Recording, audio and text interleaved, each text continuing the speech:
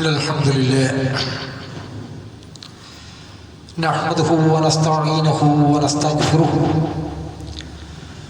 ونعوذ بالله من شرور أنفسنا ومن سيئات أعمالنا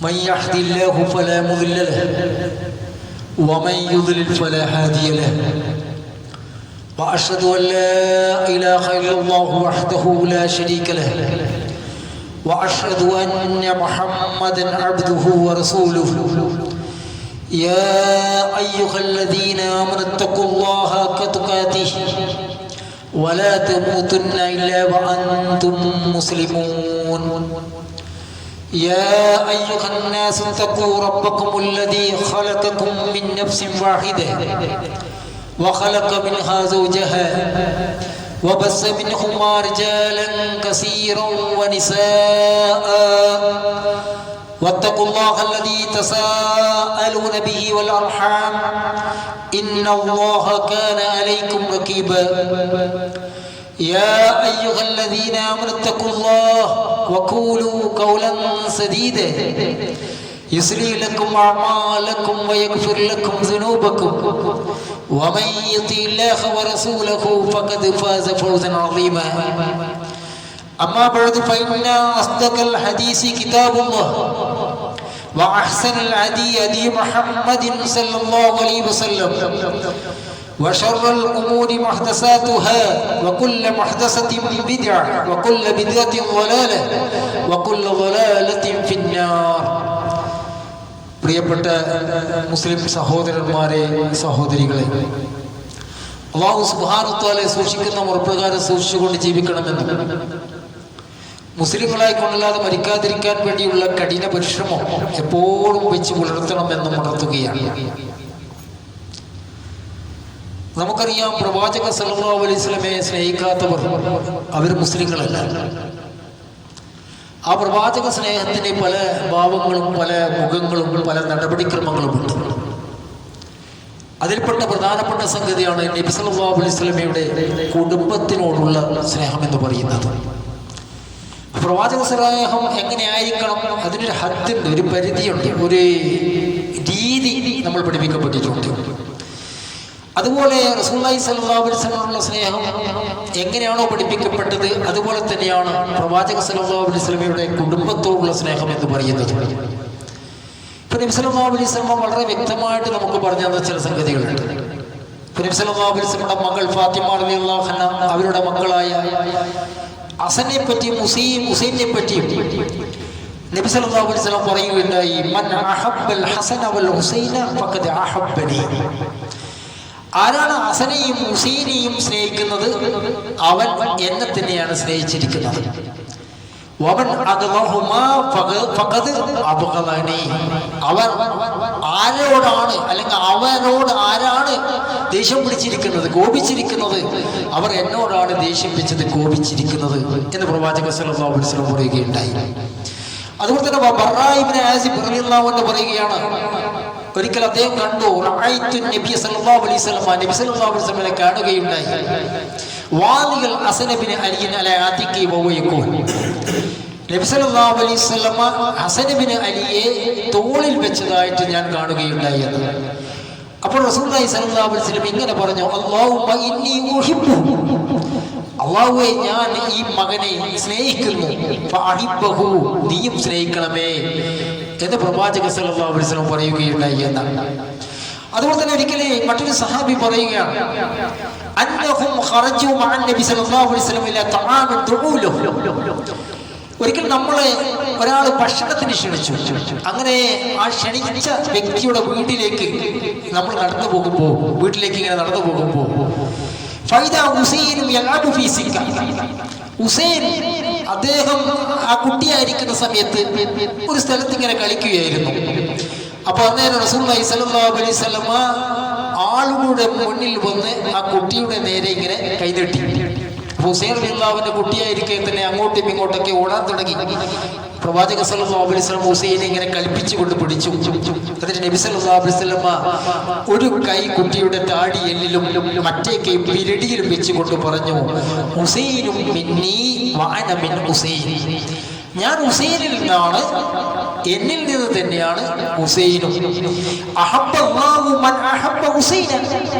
അതേ, ഹുസൈനെ സ്നേഹിച്ചവനെ അല്ലാഹു സുബ്ഹാനഹു വ തആലയും സ്നേഹിച്ചിരിക്കുന്നു. ഹുസൈനും സിബത്തും മിനൽ അസ്ബാത്ത്, ഹുസൈൻ പൗത്രന്മാരിലെ പൗത്രനാണ് എന്ന് പറഞ്ഞാൽ നന്മയിൽപ്പെട്ട ഒരു സമൂഹമാണ്, എന്നൊരു സമുദായമാണ് എന്ന് റസൂലുള്ളാഹി സ്വല്ലല്ലാഹു അലൈഹി വസല്ലം പറയുകയുണ്ടായി. ഉസാബത്ത് ഇബ്നു സയ്യിദ് റളിയല്ലാഹു അൻഹു പറയുകയാണ്, തറക്തു നബിയ സല്ലല്ലാഹു അലൈഹി വസല്ലം അസാത ലൈലത്തിൻ ഫീ ബഅദിൽ ഹാജ. ഞാൻ ഒരിക്കലും ഒരു ആവശ്യത്തിന് പ്രവാചക സല്ലല്ലാഹു അലൈഹി വസല്ലമയുടെ അടുക്കൽ ചെന്നു. അപ്പം നബി സല്ലല്ലാഹു അലൈഹി വസല്ലം പുറത്തു വന്നു. ഞാൻ അറിയാത്ത എന്തോ ഒരു വസ്തുവിനെ അദ്ദേഹം പുതച്ചുകൊണ്ട് ഇങ്ങനെ കൂട്ടിപ്പിടിച്ചിട്ടുണ്ടായിരുന്നു. എന്റെ ആവശ്യം കഴിഞ്ഞപ്പോൾ ഞാൻ ചോദിച്ചു, താങ്കൾ കൂട്ടിപ്പിടിച്ചിരിക്കുന്ന വസ്തു എന്താണ്? നബി സല്ലല്ലാഹു അലൈഹി വസല്ലം പുതപ്പ് നിവർത്തി. ഫൈദ ഹസൻ വ ഹുസൈൻ വ അലാ റകിബൈ. അപ്പോൾ ഹുസൈൻ ഹസനും നബി സല്ലല്ലാഹു അലൈഹി വസല്ലമയുടെ ഒരു കാലിൽ ഇരിക്കുന്നുണ്ട്. അപ്പോൾ റസൂലുള്ളാഹി സ്വല്ലല്ലാഹു അലൈഹി വസല്ലം ഇങ്ങനെ പറഞ്ഞു, ആദാനി ഇബ്നായ വ ഇബ്നാ ഇബ്നതിയ അല്ലാഹുമ്മ ഇന്നി ഉഹിബ്ബുഹുമാ ഫഅഹിബ്ബുഹുമാ വഅഹിബ്ബ മൻ യുഹിബ്ബുഹുമാ. അല്ലാഹുവേ, ഞാൻ ഇവരെ സ്നേഹിക്കുന്നുണ്ട്. ഇവർ രണ്ടുപേരും എൻ്റെ മക്കളും എൻ്റെ മകളുടെ മക്കളുമാണ്. അതുകൊണ്ട് തന്നെ നീ അവരെ സ്നേഹിക്കണമേ, ഇവരെ സ്നേഹിക്കുന്നവരെയും നീ സ്നേഹിക്കണമേ എന്ന് പ്രവാചക സല്ലല്ലാഹു അലൈഹി വസല്ലം ആ പുതപ്പ് നീക്കിക്കൊണ്ട് പ്രാർത്ഥിക്കുകയുണ്ടായി എന്നാണ്. അബൂ സഈദ് അൽ ഖുദരി റളിയല്ലാഹു അൻഹു പറഞ്ഞ ഒരു ഹദീസിൽ കാണാം, ഒരിക്കൽ റസൂലുള്ളാഹി സ്വല്ലല്ലാഹു അലൈഹി വസല്ലം ഇങ്ങനെ പറഞ്ഞു, അൽ ഹസൻ വൽ ഹുസൈൻ സയ്യിദാ ശബാബി അഹ്ലിൽ ജന്ന. ഹസനും ഹുസൈനും എന്ന് പറയുന്നത് സ്വർഗീയ യുവാക്കളുടെ നേതാക്കന്മാരാണ്, സ്വർഗീയ യുവാക്കളുടെ നേതാക്കന്മാരാണ്. അതുപോലെ തന്നെ റസൂലുള്ളാഹി സ്വല്ലല്ലാഹു അലൈഹി വസല്ലം പറഞ്ഞതായി അബ്ദുറഹ്മാൻ ഇബ്നു അബീ അദ്ദേഹം റിപ്പോർട്ട് ചെയ്യുകയാണ്, ഇന്നൽ ഹസന വൽ ഹുസൈൻ ഹുമാ റൈഹാനതായ മിനദ് ദുനിയ. തീർച്ചയായും ഹസനും ഹുസൈനും ഭൂമിയിലെ എൻ്റെ സുഗന്ധ പുഷ്പങ്ങളാണ്, ഭൂമിയിലെ എൻ്റെ സുഗന്ധ പുഷ്പങ്ങളാണ് എന്ന് റസൂലുള്ളാഹി സ്വല്ലല്ലാഹു അലൈഹി വസല്ലം പറയുകയുണ്ടായി എന്നാണ്. അതുപോലെ തന്നെ ആയിഷ റളിയല്ലാഹു അൻഹ റിപ്പോർട്ട് ചെയ്ത ഹദീസിൽ കാണാം, ഒരു രാവിലെ നബി സല്ലല്ലാഹു അലൈഹി വസല്ലം ഇങ്ങനെ പുറപ്പെട്ടു എന്നാണ്. അപ്പൊ കറുത്ത ലോകം കൊണ്ട് നിർമ്മിതമായ ചിത്രപ്പണികളുള്ള ഒരു പുതപ്പ് പ്രവാചക സല്ലല്ലാഹു അലൈഹി വസല്ലം പുതച്ചിരിച്ചു. അപ്പോൾ ഹസൻ റളിയല്ലാഹു അൻഹു കുട്ടിയായിരിക്കെ അദ്ദേഹം ഓടി വന്നു. അപ്പൊ ആ പുതപ്പിനുള്ളിൽ കയറി കൂടി. പിന്നീട് ഹുസൈനും വന്നു. അദ്ദേഹം എന്തായി? അദ്ദേഹം കുട്ടിയായിരിക്കെ ആ പുതപ്പിനുള്ളിൽ ഇങ്ങനെ ഓടിക്കയറി. പിന്നീട് വന്നത് ഫാത്തിമ റളിയല്ലാഹു അൻഹ ആയിരുന്നു. അവരും എന്താക്കി ആ പുതപ്പിനുള്ളിൽ ഇങ്ങനെ നബി സല്ലല്ലാഹു അലൈഹി വസല്ലമയുടെ സ്നേഹം ഒളിപ്പിക്കുന്ന രീതിയിൽ ഇങ്ങനെ കയറിക്കൂടിയെന്നാണ്. ശേഷം അലി റളിയല്ലാഹു അൻഹു വന്നു. അദ്ദേഹം എന്താക്കി? നബി സല്ലല്ലാഹു അലൈഹി വസല്ലമയുടെ പുതപ്പിന്റെ ഉള്ളിൽ ഇങ്ങനെ കയറിക്കൂടിയെന്നാണ്. ശേഷം റസൂലുള്ളാഹി സ്വല്ലല്ലാഹു അലൈഹി വസല്ലം ഖുർആൻ ആയത്തോതി, ഇന്നമാ യുരീദുല്ലാഹു ലിയുദ്ഹിബ അൻകും റിജ്സ അഹ്ലൽ ബൈത്ത് വയുതഹിറുക്കും തത്ഹീറാ. അതെ, അഹ്ലുൽ ബൈത്തിൽ നിന്ന് മാലിന്യം നീക്കിക്കളയാനാണ് അല്ലാഹു സുബ്ഹാനഹു വ തആല ഉദ്ദേശിക്കുന്നത്, നിങ്ങളെ ശുദ്ധീകരിക്കാനുമാണ് അല്ലാഹു സുബ്ഹാനഹു വ തആല ഉദ്ദേശിക്കുന്നത് എന്നാണ്.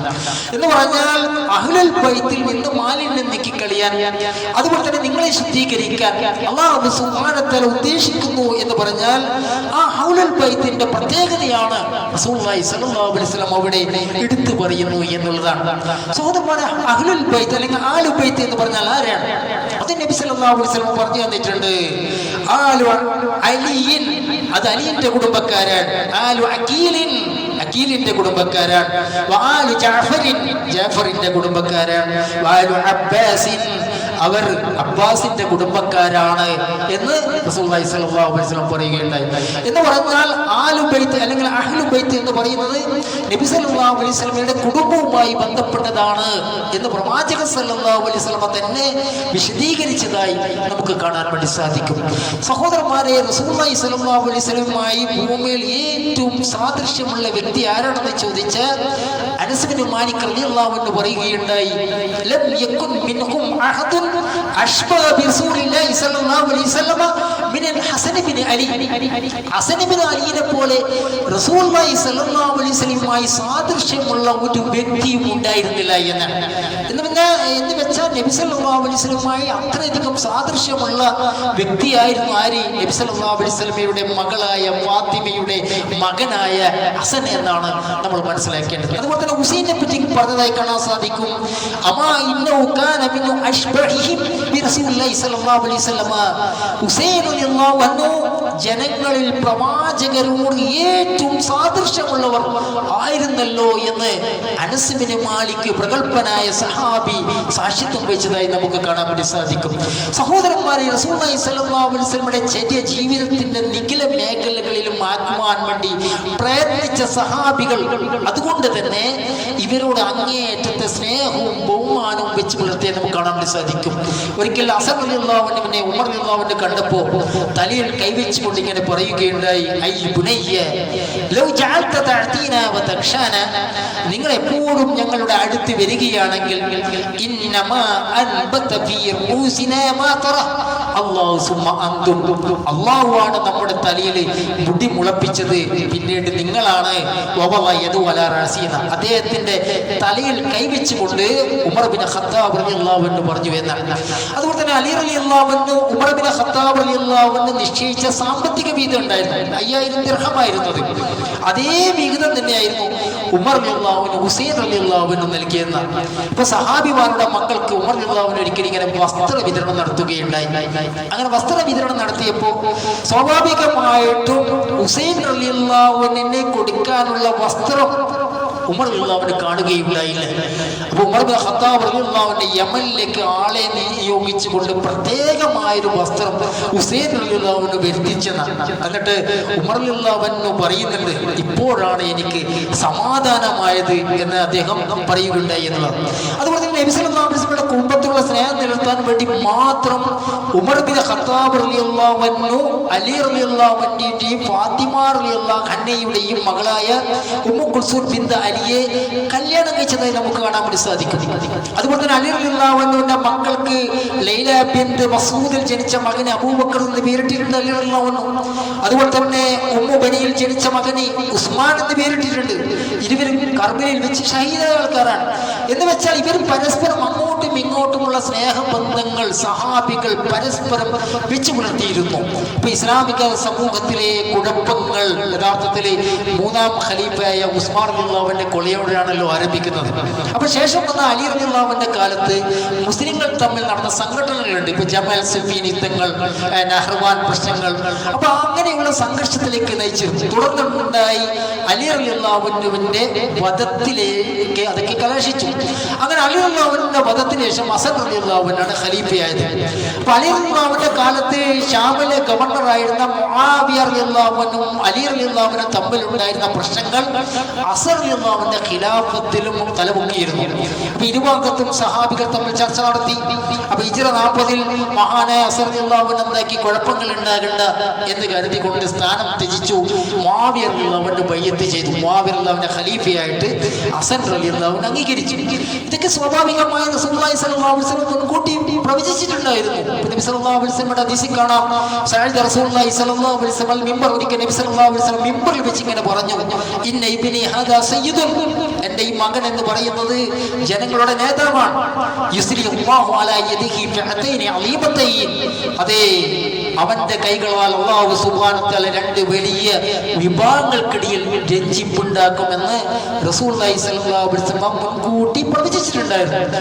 പക്ഷെ മുആവിയ റളിയല്ലാഹു അൻഹുമായിട്ടുള്ള ഒരു കുഴപ്പം ഉണ്ടാകണ്ട എന്ന് കരുതിയിട്ട് ഹസൻ റളിയല്ലാഹു അൻഹു എന്താക്കി, അദ്ദേഹം സ്ഥാനം ത്യജിക്കുകയുണ്ടായി എന്നുള്ളതാണ്.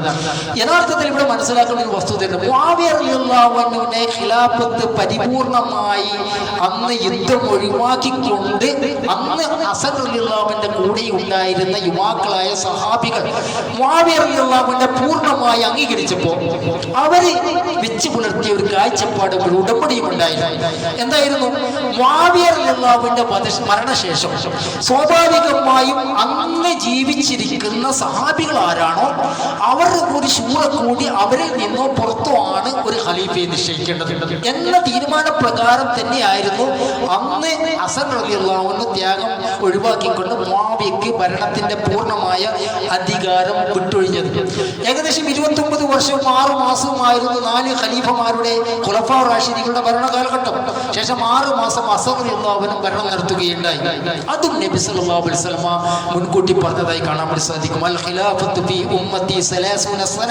അതെ, എന്റെ ഉമ്മത്തിലെ ഖുലഫാ റാഷിദീങ്ങളുടെ ഭരണം എന്ന് പറയുന്നത് 30 വർഷമാണ്. സുമ്മ മലക്കൻ ബഅദ ദാലിക്, അതിനുശേഷം രാജഭരണമാണ് എന്നാര് പറയുകയുണ്ടായി? റസൂലുള്ളാഹി സ്വല്ലല്ലാഹു അലൈഹി വസല്ലം പറയുകയുണ്ടായി. ഇവിടെ മനസ്സിലാക്കേണ്ട വസ്തുതയുണ്ട്. ഹിജ്റ 60 മുആവിയ റളിയല്ലാഹു അൻഹു മരണപ്പെട്ടു.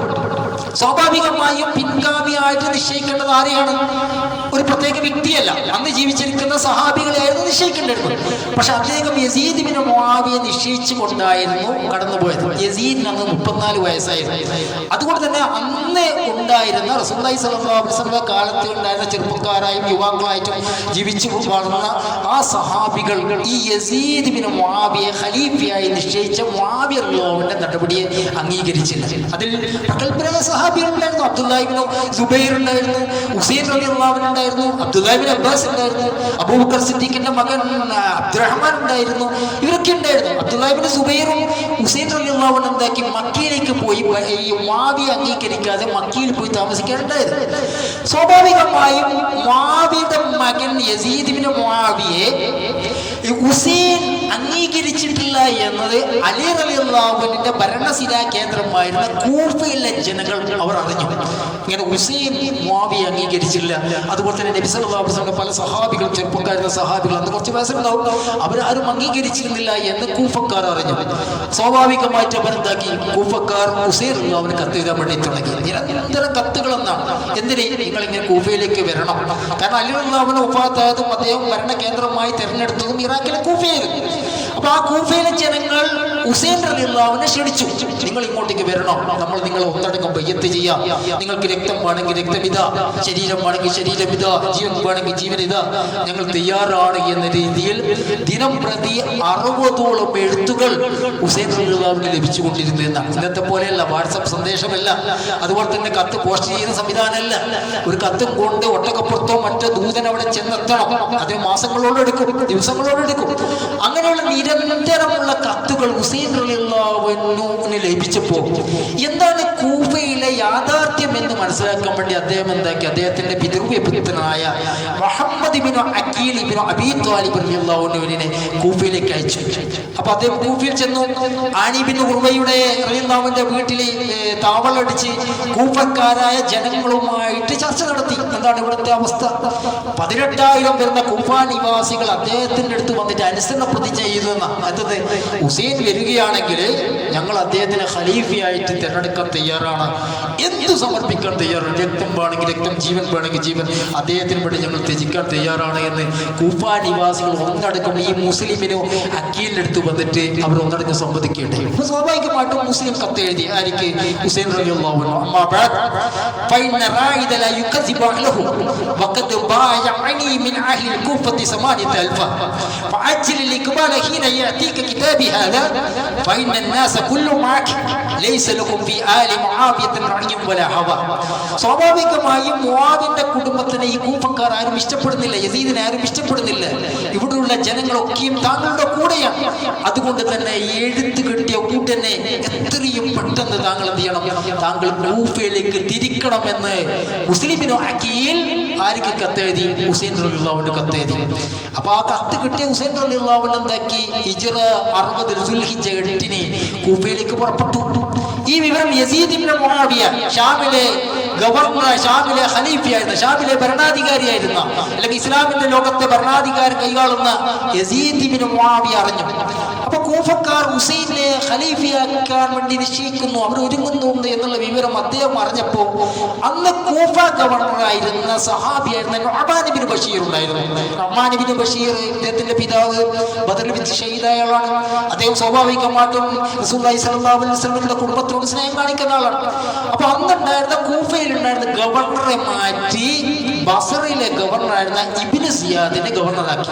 എന്ന് പറഞ്ഞാൽ മുആവിയുടെ മകൻ യസീദിന്റെ വളരെയധികം അടുത്ത പക്ഷപാതിത്വമുള്ള ഇബ്നു സിയാദിനെ എന്താക്കി? ഗവർണറാക്കി. ഇബ്നു സിയാദ് എന്താക്കി?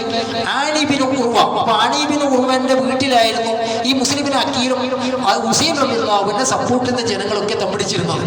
അപ്പൊ ഇബ്നു സിയാദ് ആനി ബിൻ ഉർവനെ വിളിച്ചിട്ട് പറഞ്ഞ് ഭീഷണിപ്പെടുത്തി, നിങ്ങൾ തല എടുത്തു കളിയും, ഞങ്ങൾ ഒന്നിടക്ക് സൈന്യം വരുന്നുണ്ട്, ഷാമിൽ നിന്ന് എല്ലാവരും പതിച്ചു കളിയും എന്നൊക്കെ ഭീഷണിപ്പെടുത്തി. പക്ഷെ ഈ വീരം മുസ്ലിം പറഞ്ഞു. മുസ്ലിമിന് അക്കീൽ എന്താക്കി? 4000 വരുന്ന കൂഫക്കാരുമായി ഇബ്നു സിയാദ് എന്ന് പറഞ്ഞ ഗവർണറുടെ വീട് വളഞ്ഞു. പക്ഷെ ഇബ്നു സിയാദ് അങ്ങനെയുള്ള പരാക്രമിയായിരുന്നു. അയാളെ അട്ടഹസിച്ചു, ഷാമിൽ നിന്ന് വൻ സൈന്യം വരും, നിങ്ങൾ ഒന്നടക്കം പതിച്ചു കളിയും, നിങ്ങൾ എന്താണ് വിചാരിച്ചത് എന്നൊക്കെയുള്ള ആക്രോശങ്ങൾ നടത്തി. സ്വാഭാവികമായും ഈ മുസ്ലിമിന്റെ കൂടെ ഉണ്ടായിരുന്ന ഹുസൈൻ റളിയല്ലാഹുവിനെ സപ്പോർട്ട് ചെയ്യുമെന്ന് പറഞ്ഞുകൊണ്ട് തമ്പടിച്ചിരുന്ന പല കൂഫക്കാർ എന്താക്കി? ഈ ഇബ്നു സിയാദിന്റെ പ്രലോഭത്തിൽ, ഭീഷണിയിൽ അവർ പിരിഞ്ഞു പോകാൻ വേണ്ടി തുടങ്ങി. മുസ്ലിം ആകെ ഒറ്റപ്പെട്ടു എന്നാണ്. മുസ്ലിം പിടിക്കപ്പെട്ടു, മുസ്ലിമിന് അക്കീൽ പിടിക്കപ്പെട്ടു. അപ്പൊ അദ്ദേഹം വധിക്കപ്പെടുന്നതിന് മുമ്പ് ഹുസൈൻ റളിയല്ലാഹു എഴുത്തെഴുതുന്നുണ്ട്, നിങ്ങൾ കുടുംബത്തോടൊപ്പം വേഗം അങ്ങ് വിട്ടേക്ക് മടങ്ങിക്കണം, അങ്ങോട്ടേക്ക് വരണ്ട. കാരണം കൂഫയിലെ ജനങ്ങൾ താങ്കൾ വഞ്ചിതരാക്കരുത്.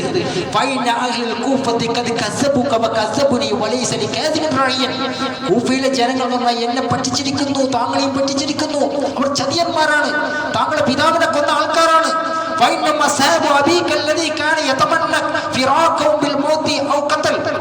അവരുടെ ഉദ്ദേശം എന്ന് പറയുന്നത് യുദ്ധമുണ്ടാക്കുക, അല്ലെങ്കിൽ മരണമുണ്ടാക്കുക, കുഴപ്പമുണ്ടാക്കുക, കൊലപാതകമുണ്ടാക്കുക, അതിലൂടെ മാത്രം പിരിയാൻ വേണ്ടി ആഗ്രഹിക്കുന്ന ആൾക്കാരാണ്. അതുകൊണ്ട് തന്നെ നിങ്ങൾ എന്ത് ചെയ്യാൻ പാടില്ല? കൂഫയിലെ ജനങ്ങളുടെ സ്വഭാവങ്ങളിൽ വഞ്ചിതരാകൃതി, വേഗം മടങ്ങിക്കോ എന്ന് പറഞ്ഞു. ഒരു അറഫ ദിനം ദുൽഹിജ്ജ 9 മുസ്ലിമിന് അക്കീൽ വധിക്കപ്പെട്ടു. പിന്നീടാണ് ഈ എഴുത്ത് ആയിരിക്കും കിട്ടുന്നത്, ഹുസൈൻ റളിയല്ലാഹുവിന് കിട്ടുന്നത്. അവര് പുറപ്പെട്ടിട്ട് കർബലയുടെ അടുത്ത പ്രദേശത്ത് എത്തിയിരുന്നു. എഴുത്ത് കിട്ടിയപ്പോൾ ഹുസൈൻ റളിയല്ലാഹു പറഞ്ഞു, ഞങ്ങൾക്ക് മടങ്ങിപ്പോകാം, കാരണം ഇവിടെ തമ്പിടിക്കുന്നതിൽ യാതൊരു അർത്ഥമില്ല, കൂഫയിലെ ജനങ്ങളെ ഞങ്ങളെ വഞ്ചിച്ചിട്ടുണ്ട്. അദ്ദേഹം 70 വരുന്ന റസൂലുള്ളാഹി സ്വല്ലല്ലാഹു അലൈഹി വസല്ലമയുടെ കുടുംബക്കാരോട് പറഞ്ഞു, നമുക്ക് മടങ്ങിപ്പോയി കളയാം. പക്ഷേ മുസ്ലിമിന് അക്കീലിന്റെ മക്കൾ ഹുസൈൻ റളിയല്ലാഹുവിന്റെ സംഘത്തിലുണ്ടായിരുന്നു. അവര് പറഞ്ഞു, അങ്ങനെ മടങ്ങി പോകാൻ പറ്റൂല, നമ്മൾ ഉപ്പാനെ അവരവിടെ കൊന്നിട്ടുണ്ട്, അതുകൊണ്ട് ഉപ്പാനെ കൊന്ന ഘാതകരോട് നമ്മൾക്ക് പകരപ്പെടണം എന്ന് പറഞ്ഞു. യഥാർത്ഥത്തിൽ ഇതിന് വ്യക്തമായ ചതിയാണ് എന്ന് ഹുസൈൻ റളിയല്ലാഹുവിനെ ബോധ്യപ്പെട്ടിട്ടുണ്ടായിരുന്നു. പക്ഷെ മുസ്ലിം റളിയല്ലാഹുവിന്റെ മക്കൾ ആ ഒരു ശാഠ്യത്തിൽ നിന്നപ്പോൾ ഹുസൈൻ റളിയല്ലാഹുവിനെ തുറന്ന് ഈ യാത്ര മുന്നോട്ട് പോയി. അദ്ദേഹം കർബല എന്ന പ്രദേശത്ത് പ്രവേശിച്ചു. അദ്ദേഹം പറയുന്നുണ്ട്, കർബും വബല, എന്തൊരു പ്രയാസമാണ്, എന്തൊരു പരീക്ഷണമാണ് എന്ന് അദ്ദേഹം പറഞ്ഞതായി ചരിത്രങ്ങൾ കാണാൻ സാധിക്കും. അദ്ദേഹത്തെ ഇബ്നു സിയാദിന്റെ സൈന്യം വളഞ്ഞു. നേതൃത്വത്തിലാണ് സഅദ് ബിൻ അബീ വഖാസിന്റെ പുത്രൻ ഉമർ ബിൻ സഅദിനായിരുന്നു. അങ്ങനെ 4000-ഓളം വരുന്ന സേന വളഞ്ഞു. മറ്റൊരു സേന ഹുർ ബിൻ യസീദിന്റെ നേതൃത്വത്തിൽ 1000 പേര് വരുന്ന സേന. ഹുസൈൻ റളിയല്ലാഹുവിന്റെ പിന്തിരിയാൻ തയ്യാറായി. ഞാൻ മക്കയിലേക്ക് പോകാം, മദീനയിലേക്ക് പോകാം. ചർച്ചയ്ക്ക് നിർദ്ദേശം വെച്ചു, മദീനയിലേക്ക് ഞാൻ തിരിച്ചു പോകാം, ഷാമിൽ ചെന്ന് യസീദിന് ബയ്യത്ത് ചെയ്യാം, അതിർത്തിയിൽ മുസ്ലിം സൈന്യത്തോടൊപ്പം ഇബാദത്തിന് ഒരു പടയാളിയായിട്ട് എന്റെ ജീവിതം മുഴുവൻ കഴിച്ചുകൂടാം, മരണം വരെ ജിഹാദ് ചെയ്യാം. പക്ഷെ ഇതൊന്നും ഇബ്നു സിയാദ് സ്വീകരിച്ചില്ല. അല്ലെങ്കിൽ ഷമ്മാർ ഇബ്നു ദി അൽ ജുഷൻ, സിനാൻ ഇബ്നു അനസ് അൽ നഹ്രി തുടങ്ങിയ ചിലരാണ് ഈ കുടിലേക്ക് പ്രേരിപ്പിച്ചതൊക്കെ കാണാൻ വേണ്ടി സാധിക്കും. ഹിജ്റ 60 ദുൽഹിജ്ജ 8 മക്കയിൽ നിന്ന് പുറപ്പെട്ട അദ്ദേഹം ഹിജ്റ 61 മുഹറം 10 വെള്ളിയാഴ്ച നോമ്പുകാരനായിരിക്കെ 30 ചില്ലാനും വെട്ടും കുത്തും വെറ്റ് വധിക്കപ്പെട്ടു എന്ന അദ്ദേഹത്തിന്റെ കഴുത്ത് പോലും പരിപൂർണമായി ആർത്തെടുത്ത് കളഞ്ഞവർ. ഇദ്ദേഹത്തിന് 5 മക്കളുണ്ടായിരുന്നു. ഹസൻ റളിയല്ലാഹുവിന് 4 മക്കളുണ്ടായിരുന്നു. അലി റളിയല്ലാഹുവിന്റെ മറ്റു മക്കളായ അബൂബക്കർ, മുഹമ്മദ്, അതുപോലെ തന്നെ ഉസ്മാൻ എന്നിവരൊക്കെ വധിച്ചു കളഞ്ഞു. നബി കുടുംബത്തിൽ 70ഓളം പേര് കൊല്ലപ്പെട്ട ഒരു സ്ഥലമാണ് യഥാർത്ഥ കർബല എന്ന് പറയുന്നത്. ഹുസൈൻ റളിയല്ലാഹു കർബല കണ്ടു പറഞ്ഞില്ലേ, കർബും വബല, എന്തൊരു പ്രയാസവും പരീക്ഷണമാണ്. ആ കർബലയെ നോക്കി പറഞ്ഞത് അക്ഷരം പ്രതി പുലർന്ന ഒരു സ്ഥലമായിരുന്നു. അതേ ഹുസൈൻ റളിയല്ലാഹു കർബലയിൽ കൊല്ലപ്പെട്ടു. സഹോദരന്മാരെ, ഹുസൈൻ റളിയല്ലാഹു മക്കളും കൊല്ലപ്പെട്ടു, ഹസൻ റളിയല്ലാഹു മക്കളും കൊല്ലപ്പെട്ടു. നബി കുടുംബത്തിലെ ഒരാൾ ഒഴികെ ഒട്ടുമിക്ക എല്ലാവരും കൊല്ലപ്പെട്ട ഒരു സ്ഥലമാണ് യഥാർത്ഥ കർബല എന്ന് പറയുന്നത്. ഹുസൈൻ റളിയല്ലാഹുവിന്റെ തല മദീനയിലും ശരീരം കർബലയിലുമാണ് മടമാട്ടപ്പെട്ടത് എന്ന് ശൈഖുൽ ഇസ്ലാം ഇബ്നു തൈമിയ്യ പറഞ്ഞിട്ടുണ്ട്. കൂഫക്കാർക്ക് സങ്കടം ഇരട്ടിച്ചു. കാരണം ഞങ്ങളാണല്ലോ നബി കുടുംബം കൊല്ലപ്പെട്ടത്, ഞങ്ങളാണല്ലോ ഹുസൈൻ കൊല്ലപ്പെട്ടത്. അവർക്ക് സങ്കടം ആദിയായി അധികരിച്ചു. കാരണം അവർ സ്വാഭാവികമായും മനസ്സിന്റെ ഉള്ളിൽ അലി റളിയല്ലാഹു അൻഹു സ്നേഹിക്കുന്നവരായിരുന്നു, അല്ലെങ്കിൽ നബി കുടുംബത്തോട് സ്നേഹം വെച്ച് പുലർത്തുന്നവരായിരുന്നു. പക്ഷെ ഭീഷണിയിലും പ്രലോഭനം ഉണ്ടായപ്പോൾ അവർ വഴിമാറിയതാണ്. പക്ഷേ ആ സ്നേഹം ഒരു വർദ്ധിക്കുകയും അവർ തവ്വാബുൻ എന്ന പേരിൽ ഇബ്നു സിയാദിനെ കൊല്ലാൻ വേണ്ടി വർഷങ്ങൾക്ക് ശേഷം അവർ കർബലയിൽ ചേർന്നു. നെഞ്ചിലടിച്ചും മറ്റും കരയാൻ വേണ്ടി തുടങ്ങി. ഹിജ്റ 67 തലയറുക്കപ്പെട്ട അതേ രീതിയിൽ തന്നെയാണ് അന്ന് കൂഫയിലെ ഗവർണറായിട്ട് ഇബ്നു സിയാദ് കൊല്ലപ്പെട്ടത്. പിന്നീട് അവർ വർഷം എന്ത് ചെയ്യും? കർബലയിൽ ഒരുമിച്ച് കൂടും. മുഹബ്ബത്തിന് ഇതിന്റെ നെഞ്ചത്തടിക്കും, അതിന്റെ മാറിട്ട് വിളിക്കും, ഹുസൈൻ ഹുസൈൻ എന്നത് പറയും. എന്തുകൊണ്ടാണ്? അവരുടെ ചെയ്തികളെ അവർ പശ്ചാത്തപിച്ചുള്ള ഒരു കരച്ചിലായിരുന്നു. ഏതുപോലെ ക്രിസ്ത്യാനികൾ കുരിശിനെ ബഹുമാനിക്കുന്നത് പോലെ. ഇപ്പൊ കുരിശ് കൊണ്ടുവന്ന് ഈസാ നബി ആദരിക്കാനല്ല, അദ്ദേഹത്തെ ക്രൂശിക്കുവാനും പീഡിപ്പിച്ച് വധിക്കുവാനായിരുന്നു യഥാർത്ഥത്തിൽ ഫിലോത്തോസിന്റെ പടയാളികൾ കുരിശ് കൊണ്ടുവന്നത്. ആ കുരിശ് പൂജിപ്പിക്കപ്പെടുന്ന അവസ്ഥയാണ് ഇപ്പൊ ഇന്നുള്ളത്. അതുപോലെ യഥാർത്ഥത്തിൽ ഹുസൈൻ റളിയല്ലാഹു അൻഹുവിനെ കൊല്ലാൻ വേണ്ടി കൂട്ടുനിന്ന കൂഫക്കാർ അവർ പിന്നീട് തവ്വാബൂൻ എന്ന് പറഞ്ഞ് കരിയുന്ന കരച്ചിൽ, ആ കരച്ചിലാണ് ഇപ്പോഴും മുഹറം 10 ചില ആൾക്കാരൊക്കെ തുരുത്തിക്കൊണ്ടേയിരിക്കുന്നത്. സഹോദരന്മാരെ, നമ്മളെ സംബന്ധിച്ചിടത്തോളം നമ്മുടെ യഥാർത്ഥ അഖീദയും വിശ്വാസമൊക്കെ പഠിച്ചിരിക്കൽ എന്താണ്? അത് അനിവാര്യമായ ഘട്ടമാണ്. ഇവിടുന്ന് പഠിക്കാൻ പറ്റില്ലെങ്കിൽ പിന്നെ എപ്പോഴാണ് ഒരു മുസ്ലിം നമുക്ക് പഠിക്കാൻ വേണ്ടി പറ്റുക? അതുകൊണ്ട് തന്നെ യഥാർത്ഥ അഖീദയും യഥാർത്ഥ വിശ്വാസം യഥാർത്ഥ കാര്യങ്ങളും നമ്മൾ അടിസ്ഥാനപരമായി മനസ്സിലാക്കേണ്ടതുണ്ട്. അല്ലാഹു സുബ്ഹാനഹു വ തആല അതിനുള്ള തൗഫീഖ് നമുക്ക് ഏവർക്കും പ്രദാനം ചെയ്യുമാറാവട്ടെ.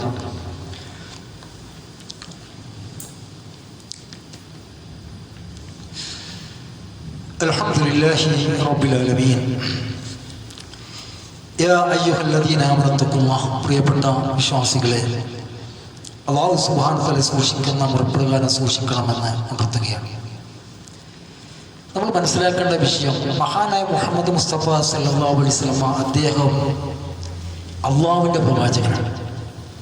ഈ കാര്യങ്ങളൊക്കെയും റസൂലുള്ളാഹി സ്വല്ലല്ലാഹു അലൈഹി വസല്ലമക്ക് അറിയാമായിരുന്നു. ഓരോ ചരിത്രത്തിൻ്റെ ആളുകൾ മനസ്സിലാക്കിയാൽ, ഹദീസിൻ്റെ ഗ്രന്ഥങ്ങൾ പരിശോധിച്ചാൽ നബി സല്ലല്ലാഹു അലൈഹി വസല്ലം ഇത്തരം കാര്യങ്ങളൊക്കെ പ്രവചനം നടത്തിയതായി നമ്മൾ മഹാ അത്ഭുതപ്പെടുത്തും. പക്ഷെ അന്ന് ജീവിച്ചിരിക്കുന്ന സഹാബികൾക്ക്, അന്ന് റസൂലുള്ളാഹി സ്വല്ലല്ലാഹു അലൈഹി വസല്ലമയുടെ കൂടെ ഉണ്ടായിരുന്നവർക്ക് അത്രമാത്രം അത് ഉൾക്കൊള്ളാൻ ഒരു വീക്ഷണം ഒരുമിച്ച് പുലർത്തിയെന്നല്ലാതെ പിന്നീട് നടക്കുന്ന സംഭവങ്ങളുമായിട്ടാണ് ഇത് കൂട്ടി വായിക്കുമ്പോഴാണ് ഇതിൻ്റെ യാഥാർത്ഥ്യ രൂപം നമുക്ക് മനസ്സിലാക്കാൻ സാധിക്കും. ഇപ്പം നബി സല്ലല്ലാഹു അലൈഹി വസല്ലം ഹുസൈൻ കൊല്ലപ്പെടുമെന്ന് പറഞ്ഞിട്ടുണ്ട്. ഹസൻ റളിയല്ലാഹു അൻഹു സ്ഥാനത്യാഗം ചെയ്യുമെന്ന് പറഞ്ഞിട്ടുണ്ട്. ഉസ്മാൻ റളിയല്ലാഹു അൻഹു വധിക്കപ്പെടുമെന്ന രൂപത്തിൽ സൂചന നൽകിയിട്ടുണ്ട്.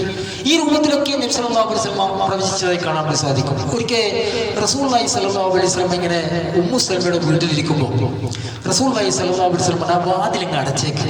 കാരണം മഴയുടെ നാടുകളിൽ ചുമതലയേൽപ്പിക്കപ്പെട്ട മലക്കളിൽപ്പെട്ട ഒരു മലക്ക് ഇപ്പോൾ ഇങ്ങോട്ട് വന്നിട്ടുണ്ട്. താങ്കളൊരു ആ വാതിലേക്ക് അടച്ചേക്കുന്നതാണ്. അപ്പോൾ ഉമ്മു സലമ ആ വാതിലിങ്ങനെ അടച്ചു. ഇപ്പോൾ റസൂലുള്ളാഹി സ്വല്ലല്ലാഹു അലൈഹി വസല്ലം പറയുന്നുണ്ട്, ആ വാതിലൂടെ ആരും പ്രവേശിക്കരുത്, കാരണം ആ വാതിലിങ്ങനെ അടക്കിയെന്ന് പറയുന്നത്. അപ്പോൾ ആ വാതിൽ തിക്കി കയറി കയറി വന്നു. ഹുസൈൻ ചെറുതാണല്ലോ, ഹുസൈൻ ഇബ്നു അലി അവിടെ കയറി വന്നു. അപ്പം കഴിഞ്ഞപ്പോൾ ഹുസൈൻ റളിയല്ലാഹു അൻഹു ചാടിക്കടന്നിട്ട് ഇങ്ങനെ അകത്തങ്ങ് പ്രവേശിച്ചു. നബി സല്ലല്ലാഹു അലൈഹി വസല്ലം തുടർന്ന് നബി സല്ലല്ലാഹു അലൈഹി വസല്ലം ചുമലിൽ കയറി, കുട്ടിയാണ്, ചുമലിൽ കയറി കൂടി. അപ്പോൾ മലക്ക് റസൂലുള്ളാഹി സ്വല്ലല്ലാഹു അലൈഹി വസല്ലം ചോദിക്കുന്നത്, അതുഹിബ്ബുഹു, നിങ്ങൾ അത്രമാത്രം കുട്ടിയെ ഇഷ്ടപ്പെടുന്നുണ്ടോ?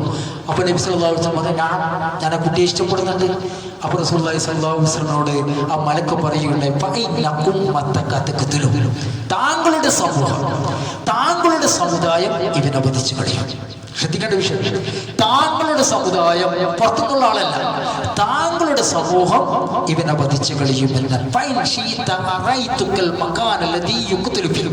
താങ്കൾ ഉദ്ദേശിക്കുന്നുണ്ടെങ്കിൽ അത് ഏതാണ് സ്ഥലം എന്നത് ഞാൻ കാണിച്ചു തരാം.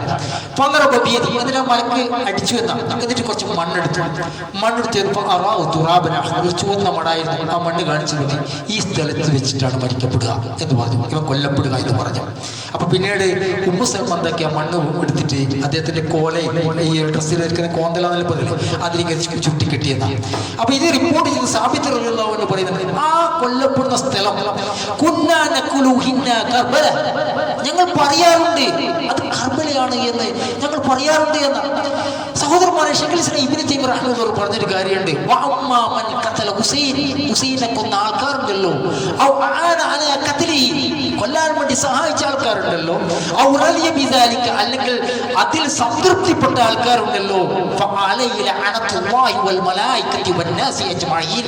അങ്ങനെയുള്ള ആൾക്കാരുടെ മേൽ അള്ളാന്റെ ശാപമുണ്ടാവും, മലക്കുകളുടെ ശാപമുണ്ടാവും, മൊത്തം വിശ്വാസികളുടെയും ജനങ്ങളുടെയും ശാപമുണ്ടാവും.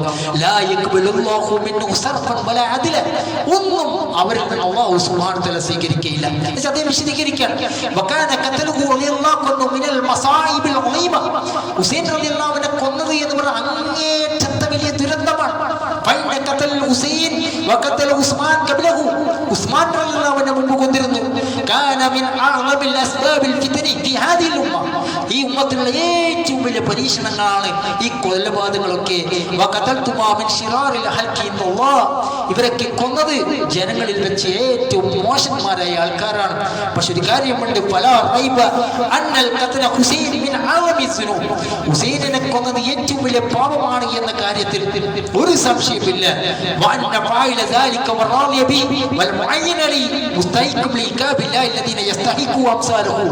ആരാണ് അവരെ കൊന്നത്, ആരാണ് അവരെ വധിച്ചു കളഞ്ഞത്, അവർക്ക് അല്ലാഹുവിന്റെ ശിക്ഷ സ്ഥിരപ്പെട്ടിട്ടുണ്ട് എന്ന കാര്യത്തിൽ യാതൊരു സംശയമില്ല.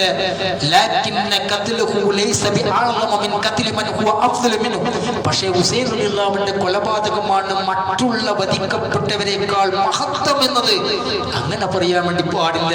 പിന്നെ അദ്ദേഹത്തിന് മുമ്പ് പല പ്രവാചകന്മാരും കൊല്ലപ്പെട്ടിട്ടുണ്ട്, പല മഹാന്മാരും കൊല്ലപ്പെട്ടിട്ടുണ്ട്. മുസൈലിമയായിട്ടുള്ള യുദ്ധത്തിൽ പല സഹാബികളും കൊല്ലപ്പെട്ടിട്ടുണ്ട്. ഉഹദിൽ വെച്ച് പല സഹാബികളും കൊല്ലപ്പെട്ടിട്ടുണ്ട്, ബദറിൽ വെച്ച് പല സഹാബികളും കൊല്ലപ്പെട്ടിട്ടുണ്ട്. വല്ലദീന ഖുതിലൂ ബിബിഇർ മഊന വഖത്ലി ഉസ്മാൻ വഖത്ല അലിയൻ, അലിനെ കൊന്നിട്ടുണ്ട്, ഉസ്മാനെ കൊന്നിട്ടുണ്ട്, പല പ്രവാചകന്മാരെ കൊന്നിട്ടുണ്ട്. അതുകൊണ്ട് തന്നെ ഹുസൈൻ റളിയല്ലാഹു അൻഹുവിന്റെ കൊലപാതകമാണ് ഇവരെക്കാൾ മഹത്തരമായ കൊലപാതകം എന്ന് നമുക്ക് പറയാൻ യാതൊരു തെളിവുമില്ല. ഫലമ്മാ ഖുതിലൽ ഹുസൈൻ ഇബ്നു അലി റളിയല്ലാഹു അൻഹു യൗമ ആശുറ ഖതൽതുഹു ദായിഫത്തുൽ വാലിബത്തുൽ ബാഗിയ വഅഖറല്ലാഹു ഹുസൈൻ ബിശഹാദ. തീർച്ചയായും ഹുസൈൻ റളിയല്ലാഹു അൻഹു കൊന്നത് അല്ലാഹു സുബ്ഹാനഹു വ തആല അദ്ദേഹത്തിന് സ്വർഗ്ഗത്തിൽ ഒരുക്കി വെച്ചിരിക്കുന്ന ചില ഫളലുകളുണ്ട്, ചില മഹത്വമുണ്ട്. ആ മഹത്വത്തിൽ അദ്ദേഹം പൂർണ്ണമായി എത്തിപ്പെടാൻ വേണ്ടി അല്ലാഹു സുബ്ഹാനഹു വ തആല ഒരുക്കിയ വഴികളായിരിക്കാം. പല നബിമാരെയും പല പ്രവാചകന്മാരെയും പല സഹാബികളും ഇവിടെ ഷഹീദുകളായിട്ടുണ്ട്, ശുഹദാക്കളായിട്ടുണ്ട്. അവർക്കൊക്കെ അല്ലാഹു സുബ്ഹാനഹു വ തആല വ്യത്യസ്തമായ മനസ്സിലുകൾ, പദവികൾ അല്ലാഹു സുബ്ഹാനഹു വ തആല അവിടെ ഒരുക്കിയിട്ടുണ്ട്. അത് ഒരുക്കപ്പെടാൻ വേണ്ടി അദ്ദേഹത്തെ അല്ലാഹു സുബ്ഹാനഹു വ തആല പൂർണ്ണനാക്കിയതായിരിക്കാം എന്നല്ലാതെ മറ്റു പ്രവാചകനെക്കാളും ഏറ്റവും മഹത്തരമായ കൊലപാതകമാണ് ഹുസൈൻ്റെ എന്ന് പറയുക എന്ന് നമുക്ക് യാതൊരു തെളിവുമില്ല എന്ന് പ്രഗൽഭ അഹ്ലുസുന്നയുടെ പണ്ഡിതന്മാർ വ്യാഖ്യാനിച്ചതായി കാണാൻ വേണ്ടി സാധിക്കും. ഒരു കാര്യം കൂടി പറഞ്ഞ് അവസാനിപ്പിക്കും സഹോദരന്മാരെ. ഒരിക്കലും ഇബ്നു ഉമർ റളിയല്ലാഹു അൻഹു പ്രഗൽഭ സഹാബിയാണ്. അദ്ദേഹത്തോട് കൂഫക്കാരെ അദ്ദേഹം പ്രായാധിക്യം ചെന്ന ആ സമയത്ത് കൂഫയിലെ ചില ആൾക്കാർ വന്നിട്ട് അഹ്ലുൽ ഇറാഖിയ ആൾക്കാർ അദ്ദേഹത്തോട് ചോദിച്ചു, ചില ഫത്വകൾ ചോദിച്ചു. എന്താണ് രാജ്യാജിമാരുടെ ഫത്വ? അതായത് മുഹരിമായ അവസ്ഥയിൽ, അതായത് ഇഹ്റാം കെട്ടിയ അവസ്ഥയിൽ നമ്മുടെ കയ്യിലൊക്കെ വന്നിരിക്കുന്ന കൊതുകിനെ കൊന്നാൽ നമ്മൾ ഫിദിയ കൊടുക്കേണ്ടതുണ്ടോ, കഫാറത്ത് കൊടുക്കേണ്ടതുണ്ടോ എന്നാണ് ഫത്വ ചോദിക്കുന്നത്. നമുക്കറിയാം ഹജ്ജാജിമാർക്ക് ഒന്നിനെയും കൊല്ലാൻ വേണ്ടി പാടുള്ളതല്ല എന്ന കാര്യം നമുക്കൊക്കെ അറിയാം. അപ്പൊ ഇഹ്റാമിലായിരിക്കെ നമ്മുടെ കയ്യിൽ വന്ന് ഈ കിടക്കുന്ന കൊതുകിനെ മറ്റോ കൊന്നാൽ നമ്മൾ ഫിദിയ ചെയ്യേണ്ടതുണ്ടോ, അതിനെ വല്ല കഫാറത്തും ഉണ്ടോ എന്ന് ചോദിച്ചപ്പോൾ അതേ ചോദിച്ചൊരു കാര്യമുണ്ട്. നിങ്ങൾ കൂഫക്കാർ പ്രവാചക സല്ലല്ലാഹു അലൈഹി വസല്ലമയുടെ പൗത്രനെ കൊന്ന ആൾക്കാരാണ്. ആ ആൾക്കാർ ചോദിക്കുന്നു കൊതുകിനെ കൊന്നതിന് ഫിദിയ നൽകേണ്ടതുണ്ടോ. അപ്പൊ അദ്ദേഹം ചോദിച്ച സഹാബി അത്രമാത്രം സഹാബിയുടെ മനസ്സിനെ വേദനിപ്പിച്ച സംഗതിയാണ് സഹോദരന്മാരെ. പക്ഷെ അവരാരും അതിൽ ആചരിക്കുകയോ അതിൽ ആഘോഷമാക്കുകയോ ഒരു പ്രത്യേക ദിനമായി കണക്കാക്കുകയോ അതിൽ പ്രത്യേകമായ ഒരു ദിനത്തിന്റെ പുണ്യമായി കൽപ്പിക്കുകയോ ചെയ്തിട്ടില്ല. നമ്മൾ കഴിഞ്ഞ ഖുതുബ ഈ മിമ്പറിനെ സൂചിപ്പിച്ചതുപോലെ മുഹറം മാസം എന്ന് പറയുന്നത് പവിത്രമാക്കപ്പെട്ട മാസമാണ്. എല്ലാ ദിവസങ്ങളും നമ്മൾ ഇന്ന് കടന്നു പോകുന്നു. കുറെ പ്രവാചകന്മാർ കൊല്ലപ്പെട്ട ദിവസങ്ങൾ അതിലുണ്ട്, കുറെ സഹാബികൾ കൊല്ലപ്പെട്ട ദിവസങ്ങൾ അതിലുണ്ട്. അതിലില്ലാത്തൊരു പ്രത്യേകത മുഹറം 10 കൽപ്പിക്കുക എന്നത് അത് നമുക്ക് പഠിപ്പിക്കപ്പെട്ടതല്ല. മാത്രമല്ല, മറിച്ച് അതിന് മറ്റൊരു പ്രത്യേകതയുണ്ട്. അത് ആശുറായുടെ ദിവസമാണ്, അത് നോമ്പ് നോൽക്കേണ്ടതാണ്. അങ്ങനെയാണ് നമ്മൾ പഠിപ്പിക്കപ്പെട്ടത്. അക്കാര്യം പ്രത്യേകമായി ശ്രദ്ധിക്കുക. അല്ലാഹു സുബ്ഹാനഹു വ തആല നാഫിയായ ഇൽമ് നമുക്ക് ഏവർക്കും പ്രദാനം ചെയ്യുമാറാവട്ടെ. പ്രിയപ്പെട്ട വിശ്വാസിനികളെ, നമ്മുടെ അഖീദ നേരെ ചൊവ്വയാക്കുക. തൗഹീദിൽ അധിഷ്ഠിതമായി ജീവിക്കാൻ വേണ്ടി വെമ്പൽ കാണിക്കുക. എല്ലാവിധ ശിർക്കിനെ തൊട്ടും വെടിഞ്ഞുകൊണ്ട് ജീവിക്കുക. സുന്നത്തുകളോട് ഒരു പ്രത്യേകമായ ഒരു സ്നേഹം കാണിക്കുക. വിദഗ്ധകൾ മുഴുവൻ കഴിയൊഴിക്കുക. അനാചാരങ്ങൾ എന്തൊക്കെയുണ്ടോ അതൊക്കെ വെടിയുക. പൊങ്ങച്ചങ്ങളായിട്ടും അതുപോലെയുള്ള ധൂർത്തുപരമായിട്ടും എന്തൊക്കെ നമ്മുടെ ജീവിതത്തിൽ കഴിഞ്ഞു വരുന്നുണ്ടോ അതൊക്കെയും വെടിഞ്ഞുകൊണ്ട് ജീവിക്കുക. അതുപോലെ തന്നെ കൊടുക്കാനുള്ള മറ്റുള്ളവരുടെ അവകാശങ്ങളുണ്ടെങ്കിൽ എത്രയും പെട്ടെന്ന് കൊടുത്തു തീർക്കുക. മാപ്പ് ചോദിക്കേണ്ടവരോട് മാപ്പ് ചോദിക്കുക. മാപ്പ് കൊടുക്കേണ്ടവരുണ്ടെങ്കിൽ മാപ്പ് കൊടുക്കുക. ഇഖ്ലാസോടുകൂടിയും പ്രതിഫലിച്ചോടുകൂടിയും പുണ്യകർമ്മങ്ങൾ വർദ്ധിപ്പിക്കുക. അല്ലാഹു സുബ്ഹാനഹു വ തആല നമ്മെ ഏവരെയും സഹായിക്കുമാറാവട്ടെ. അല്ലാഹുവേ, സാധാ മരുന്നുകൾ കൊണ്ട് മാറാത്ത മാറാ രോഗങ്ങൾ, എപ്പോഴും മരുന്നുകളെ ആശ്രയിച്ച് കഴിയേണ്ടി വരുന്ന അവസ്ഥകൾ, പെട്ടെന്നുണ്ടാകുന്ന മരണങ്ങൾ, പോസ്റ്റ്മോർട്ടം പോലെയുള്ള അപകട മരണങ്ങൾ, ജീവിതത്തിൽ ഏതെങ്കിലും നിമിഷത്തിൽ വാർദ്ധക്യാവസ്ഥയിലോ മറ്റും അല്ലെങ്കിൽ യൗവനത്തിൻ്റെ അവസ്ഥയിലോ നിശ്ചലമായി കിടക്കേണ്ടി മറ്റുള്ളവരെ ആശ്രയിച്ച് കഴിയേണ്ടി വരുന്ന അവസ്ഥകൾ അല്ലാഹുവേ എന്നിവയ്ക്ക് തൊട്ട് നിന്നോട് ഞങ്ങൾ അഭയം ചോദിക്കുക. അല്ലാഹുവേ, ജീവിതത്തിൻ്റെ ഏറ്റവും നല്ല സമയം യഖീനോടുകൂടി ദൃഢതയോടുകൂടി ലാ ഇലാഹ ഇല്ലല്ലാഹ് എന്ന് ചൊല്ലി മരിക്കുന്ന സത്യവിശ്വാസികളാക്കി നമ്മളെ ഇവരെ നീ മാറ്റി തീർക്കണമേ. അല്ലാഹുവേ, നമ്മുടെ ഭാര്യമാരിലും കുട്ടികളിലും നീ ഒരു കൺകുളിർമ പ്രദാനം ചെയ്യണമേ. നമ്മളാൽ നമ്മുടെ മാതാപിതാക്കൾക്ക് നീ ഒരു കൺകുളിർമ പ്രദാനം ചെയ്യണമേ. അല്ലാഹുവേ, ജീവിച്ചിരിക്കുന്ന മുഴുവൻ വിശ്വാസികൾക്കും നീ ഇസ്തിഖാമത്തും ഇഖ്ലാസും പ്രദാനം ചെയ്യണമേ. അല്ലാഹുവേ, മരിച്ചുപോയ മുഴുവൻ മുസ്ലിങ്ങൾക്കും നീ പുറത്തു കൊടുക്കുകയും അവരെയും നമ്മളെയും നിന്റെ ജന്നാത്തുൽ ഫിർദൗസിൽ ഒരുമിച്ച് കൂട്ടുകയും ചെയ്യണമേ. റബ്ബനാ ആതിനാ ഫിദ്ദുനിയ ഹസന